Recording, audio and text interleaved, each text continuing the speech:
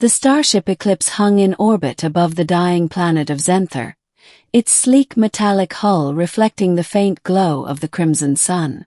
Inside, Captain Elara Voss stood before the alien queen, her heart pounding in her chest. The queen's chamber was a cavernous, bioluminescent hive, pulsating with an eerie green light. The air was thick with the scent of something sweet yet alien, and the walls seemed to breathe, alive with the hum of 1,000 unseen creatures. The queen herself was a towering figure, her exoskeleton glistening like polished obsidian.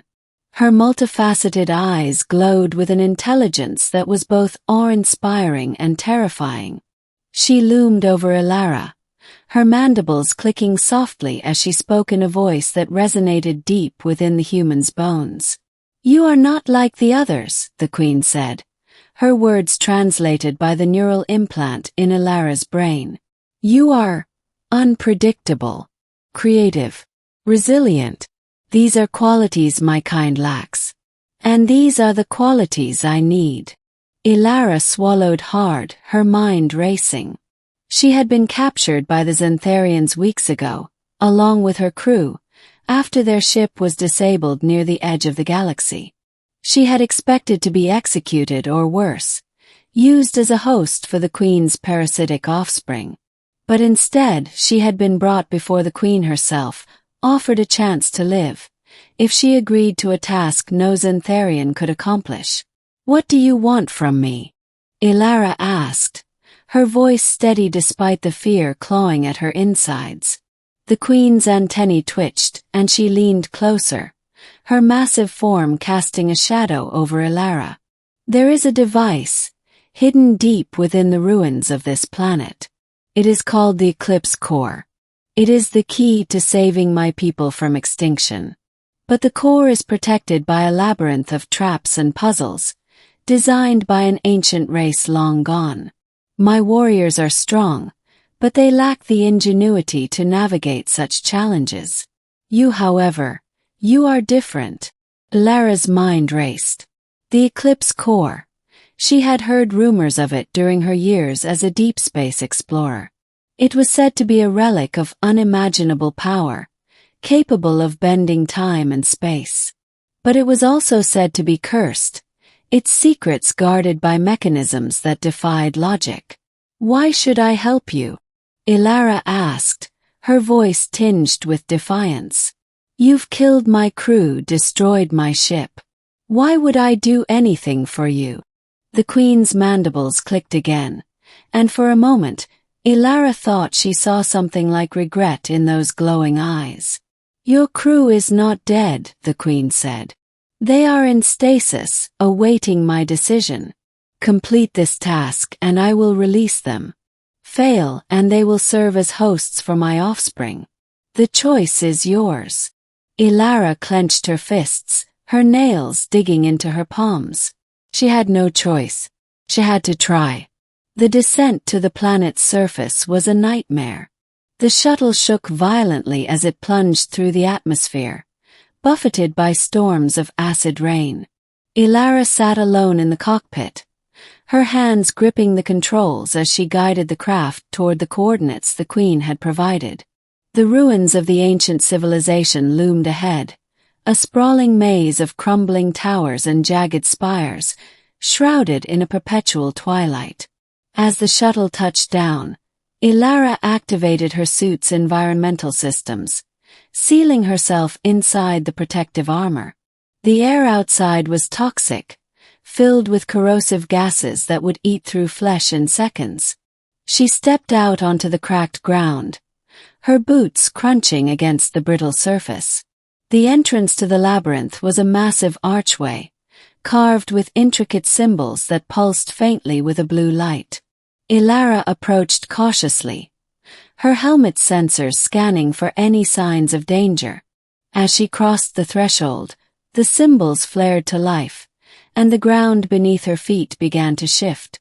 The walls of the labyrinth rearranged themselves, forming a new path that stretched into the darkness. "Great," Elara muttered. "A maze that changes itself. Just what I needed." She moved forward, her every step measured and deliberate. The first trap was a pressure plate, hidden beneath a layer of dust. She spotted it just in time, leaping over it as a barrage of razor-sharp projectiles shot out from the walls. The next challenge was a puzzle, a series of rotating discs inscribed with alien symbols. It took her nearly an hour to decipher the pattern, her fingers trembling as she turned the discs into place. As she ventured deeper into the labyrinth, the challenges grew more complex. She encountered holographic illusions designed to disorient her, gravity fields that threatened to crush her, and even a sentient AI that tried to convince her to turn back. But Elara pressed on, driven by the thought of her crew and the promise of their freedom. Finally, after what felt like an eternity, she reached the heart of the labyrinth. The Eclipse Core rested on a pedestal, its surface shimmering with an otherworldly light. But as Elara approached, a final barrier materialized, a force field that pulsed with a menacing red glow. "Of course," Elara muttered. "Nothing's ever easy." She scanned the area, searching for a way to disable the force field. Her eyes fell on a control panel embedded in the wall, its surface covered in more of the alien symbols. She studied them carefully, her mind racing as she tried to decipher their meaning. And then it hit her. The symbols weren't just a language. They were a musical notation. Elara reached into her pack and pulled out a small device, a harmonizer she had salvaged from the shuttle. She activated it, adjusting the settings until it emitted a series of tones that matched the symbols on the panel. The force field flickered, then dissolved, and Elara stepped forward to claim the Eclipse Core. Back on the Eclipse, the Queen awaited her return. Elara stood before her once more, the Eclipse Core cradled in her hands. The Queen's eyes glowed with a mixture of triumph and relief as she took the device, her mandibles clicking softly. "You have done well, human," the Queen said.